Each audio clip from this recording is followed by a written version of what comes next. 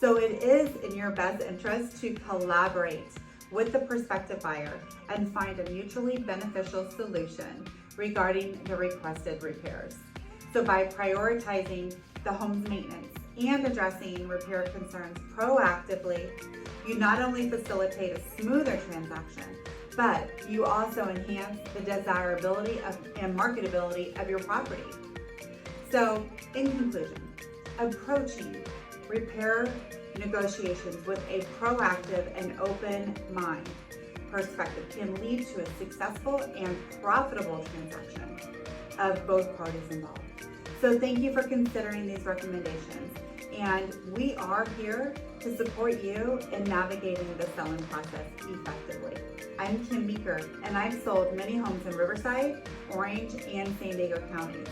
Be sure to like and subscribe to our channel for more real estate tips.